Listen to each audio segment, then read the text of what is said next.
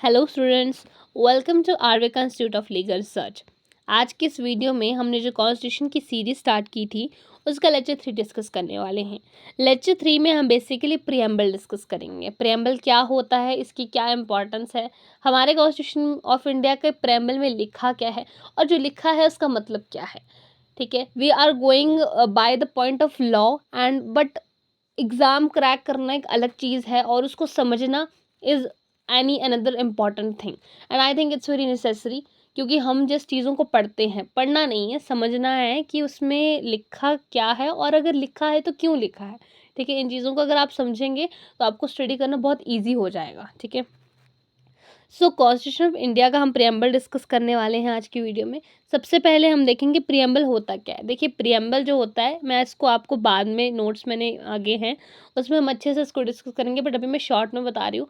Preamble is basically introductory part. ठीक है, एक तरह से इंट्रोडक्शन होता है। हम कोई भी जब चैप्टर पढ़ते हैं या हम कोई बुक देखते हैं, वहाँ पे फर्स्ट पेज में लिखा होता है भूमिका, ऐसा लिखा होता है, या इंट्रोडक्शन लिखा होता है जिसमें राइटर जो होता है उसने कुछ ना कुछ लिखा होता है कि हाँ मतलब ये बुक मैंने ऐसे लिखी या कुछ भी, मतलब अपने वर्ड्स होते हैं कुछ। ठीक है, वैसे ही प्रियम्बल भी एक तरह से इंट्रोडक्शन है किसी भी एक्ट के लिए, अगर वो एक्ट में है या फिर कॉन्स्टिट्यूशन के लिए। ठीक है, जिसमें हमें क्या बताया जाता है, ये बताया जाता है कि आप जो कॉन्स्टिट्यूशन अभी आगे देखने वाले हैं, ये जो कॉन्स्टिट्यूशन आप फॉलो कर रहे हैं, या जो कॉन्स्टिट्यूशन हमारे कॉन्स्टिट्यूशन असेंबली ने बनाया, उसका क्या इंट्रोडक्शन है, उसमें हम क्या क्या देखने वाले हैं, हमें क्या क्या देखने को मिलेगा और हम उसमें कौन कौन सी चीज़ ऐड कर रहे हैं, ताकि हमारी इंडिया जो है, हमारी कंट्री जो है, उसको हम एक अच्छा कॉन्स्टिट्यूशन प्रोवाइड कर सकें। ठीक है, अब इसमें मैं सबसे पहले इसको रीड आउट करूँगी कि लिखा क्या है।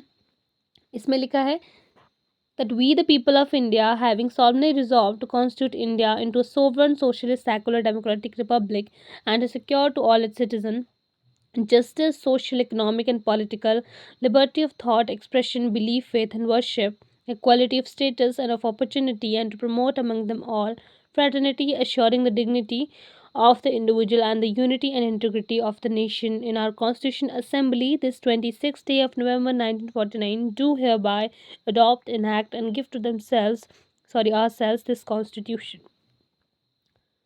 अब ये तो जस्ट एक मैंने पढ़ के बताया कि है क्या, आपको याद भी होना चाहिए, क्योंकि ये जो वर्ड्स हैं दीज आर वेरी इंपॉर्टेंट। जो इसमें आप देखेंगे बोल्ड अक्षरों में जो जो वर्ड लिखे हैं, ये एग्ज़ाम पॉइंट ऑफ व्यू से भी बहुत इंपॉर्टेंट है और ये ही बेसिकली इसमें ज़्यादा इम्पोर्टेंस रखते हैं। अब जैसे कि सबसे पहले मैं स्टार्ट करूँगी, जैसे यहाँ पे लिखा है we the people of India. हमने यहाँ पे समझना है क्या, हमने ये समझना है कि जब लेजिस्लेचर, ये जो कॉन्स्टिट्यूशन असेंबली थी, जिन्होंने जब इसको बनाया, तो उनकी थिंकिंग क्या रही थी इसको बनाते टाइम पे। ठीक है, सबसे पहले आप देखिए उन्होंने क्या लिखा, we the people of India. अब यहाँ पे प्रियम्बल तो किसने बनाया, कॉन्स्टिट्यूशन ऑफ असेंबली, ये जो कॉन्स्टिट्यूशन असेंबली थी उन्होंने लिखा, लेकिन उन्होंने फिर भी यूज़ क्या किया है, we the people of India. What it shows that they want कि हम ये लोगों को शो ना करें कि हमने प्रियम्बल बनाया है तो हमने इसमें अपनी मनमानी की है या हमने अपने फेवर में लॉज बनाए हैं।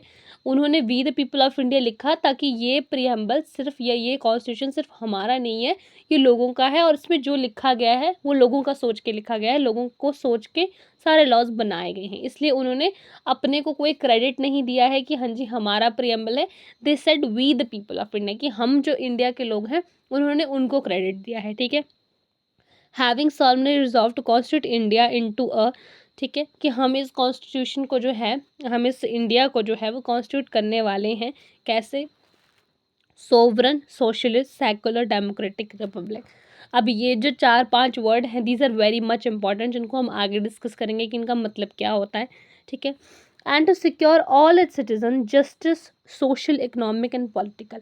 अब देखिए सबसे पहले उन्होंने क्या कहा कि हम इंडिया को कैसा बनाएंगे, सोवरन बनाएंगे, सोशलिस्ट बनाएंगे, सेकुलर बनाएंगे, डेमोक्रेटिक रिपब्लिक बनाएंगे। ठीक है, और उसके बाद उन्होंने क्या कहा, और हम अपने सिटीजन्स को क्या देंगे, ठीक है, जस्टिस, लिबर्टी, इक्वालिटी, फ्रेटर्निटी। लेकिन आप देखेंगे सबसे ऊपर क्या लिखा है, सबसे ऊपर उन्होंने किस चीज़ को इंपॉर्टेंस दी, they give importance to justice. ठीक है, सबसे पहले लिखा उन्होंने क्या, न्याय मिलेगा, क्योंकि सबसे इंपॉर्टेंट क्या है, न्याय है। इन ये चीज़ें बाद की बात है, सबसे पहले इंपॉर्टेंट है कि लोगों को न्याय मिले। इसमें भी अगर हम सोचें तो हो सकता है कि पॉलिटिकल को पहले लिख सकते थे, सोशल को ही पहले क्यों लिखा, क्योंकि सोशल समाज सबसे ज़्यादा ज़रूरी है, ठीक है।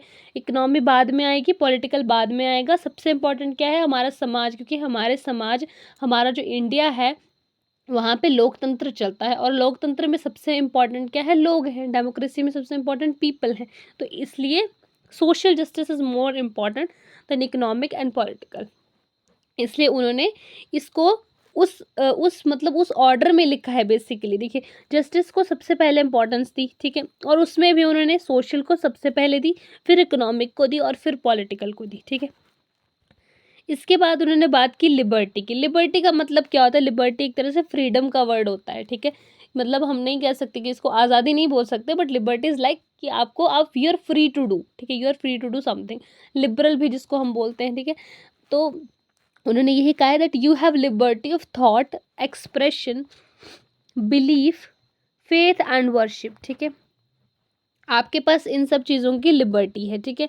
अब यहाँ पे भी हो सकता था कि वर्शिप को लिबर्टी में सबसे पहले प्राइम इंपॉर्टेंस दे दी जाती, फर्स्ट नंबर पे रख दिया जाता, ठीक है, लेकिन उन्होंने नहीं रखा। इसका रीज़न क्या है, क्योंकि हाँ जी, फेथ एंड वर्शिप इंपॉर्टेंट है, religion is an important thing, लेकिन हमारे लिए सबसे इम्पॉर्टेंट क्या है, हमारे लिए सबसे इम्पॉर्टेंट है कि लोगों को थॉट की लिबर्टी मिले, ठीक है, कि वो लिबरल होके सोच सकें। अगर वो कुछ सोच रहे हैं तो वो उसको लिबरली एक्सप्रेस कर सकें, ठीक है। हमने आर्टिकल 19 जो है हमारा, उसमें है हमारे पास फॉसी, हम पढ़ते हैं freedom of speech and expression, ठीक है। वो भी यही कहते हैं कि आपके पास पूरी आज़ादी है कि आप अपने एक्सप्रेशंस को या अपने थॉट्स को जो है वो आप बिल्कुल फ्री होके आप बोल सकते हो। आप किसी की आलोचना कर सकते हो, आपको कोई लीडर पसंद नहीं है, आप उनके अगेंस्ट भी बोल सकते हो, and we openly do this, ठीक है, हमें कोई रोकता नहीं है। तो उन्होंने यही कहा है कि आपको जो है लिबर्टी दी जाती है थॉट की, सोचने की, उसको एक्सप्रेस करने की, बिलीफ की, बिलीफ मतलब किसी चीज़ को मानने की, ठीक है, फेथ फेथ रखने की, एंड वर्शिप करने की, ठीक है। ये सारी लिबर्टीज़ आपको मिल रही हैं। उसके बाद उन्होंने फिर थर्ड चीज़ पे वो क्या लाए, उन्होंने लिखा इक्वालिटी, ठीक है। उसके बाद वो बराबरी पे आ गए कि हमने न्याय प्रोवाइड करा दिया, लिबर्टी प्रोवाइड कर दी, अब आते हैं इक्वालिटी पे। इक्वालिटी का मतलब क्या है, तो इसका मतलब क्या है कि हम जो है इक्वालिटी मतलब हम लोगों को जो है बराबरी पे रखेंगे, किस किस चीज़ के किस किस चीज़ के लिए, स्टेटस के अकॉर्डिंग एंड अपॉर्चुनिटी देने के लिए, ठीक है। अब उन्होंने पहले स्टेटस को रखा, उसके बाद उन्होंने अपॉर्चुनिटी को रखा। इसका मतलब क्या, उन्होंने कहा, देखिए अब जिस टाइम प्रियम्बल बना या अभी भी हमारे इंडिया में क्या चीज़ प्रिविलेंट है, कास्टिज्म प्रिविलेंट है, जनरल हो गया, एससी हो गया, एसटी हो गया।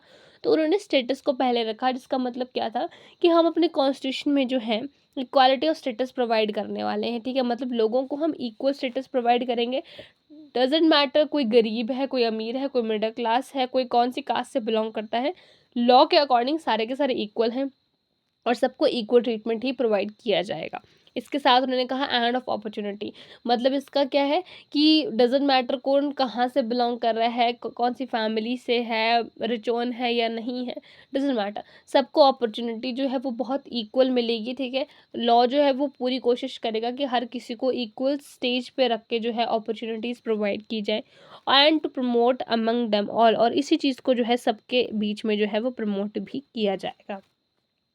इसके बाद जो नेक्स्ट वर्ड है वो है फ्रैटर्निटी। फ्रैटर्निटी का मतलब है भाईचारा। तो इसमें उन्होंने क्या कहा है कि हम जो है वो फ्रैटर्निटी प्रोवाइड करेंगे, एक फीलिंग ऑफ ब्रदरहुड जो है लोगों में प्रोवाइड करेंगे, या लॉ में हम एक फीलिंग ऑफ ब्रदरहुड लाएंगे, जिससे जो है डिग्निटी ऑफ एवरी इंडिविजुअल, हर हर जितने भी इंडिविजुअल हैं, ठीक है, उनकी डिग्निटी को मेंटेन किया जाएगा, और एक फीलिंग ऑफ यूनिटी, एकता की, एंड इंटीग्रिटी ऑफ नेशन, ठीक है। मतलब एक तरह की यूनिटी एंड इंटीग्रिटी, एक तरह की एकता की जो है फीलिंग लोगों के अंदर जो है हम इस लॉ के अकॉर्डिंग लाने वाले हैं, ठीक है। In our Constitution Assembly, this 26th day of November 1949, do hereby adopt, enact and give to ourselves Constitution. इसका मतलब क्या है कि हम इस कॉन्स्टिट्यूशन असेंबली में हमारी आज 26 नवंबर 1949 को अडॉप्ट करने वाले हैं, इनैक्ट करने वाले हैं, और ख़ुद को ये कॉन्स्टिट्यूशन देने वाले हैं। इसका मतलब क्या था, उन्होंने बेसिकली मैंने आपको पहले बताया था कॉन्स्टिट्यूशन डे हम कब मनाते हैं, 26 नवंबर 1949। इस दिन हमारा प्रियम्बल बन के तैयार हो गया था, और हमारा कॉन्स्टिट्यूशन बन के भी तैयार हो गया था। इसलिए कॉन्स्टिट्यूशन असेंबली ने इसको जो है वो इस डेट को अडॉप्ट कर लिया था। अडॉप्ट का मतलब कि हम आज से ही जो है इसको अपना मान रहे हैं, इनैक्ट कर रहे हैं, मतलब अप्लाई कर रहे हैं। And give to ourselves to this constitution, ठीक है। यहाँ पे गिव टू आवरसेल्व्स का मतलब सिर्फ और सिर्फ कॉन्स्टिट्यूशन असेंबली से नहीं है, this is about whole country, कि हम पूरी कंट्री को जो है वो ये लॉ देने वाले हैं। तो आज की ये वीडियो जो है वो हमारा पार्ट 1 रहेगी। पार्ट 2 में हम बाय नोट्स जो है, जो मैंने ऊपर वर्ड्स छोड़ दिए हैं सेकुलर, सोवरेन एंड ऑल, उनको हम और अच्छे से समझेंगे, और इसके साथ हम इम्पॉर्टेंस भी समझेंगे, और केस लॉज भी जो इम्पॉर्टेंट है उनको हम पार्ट 2 प्रियम्बल में समझेंगे। Thanks for watching, stay tune for more videos.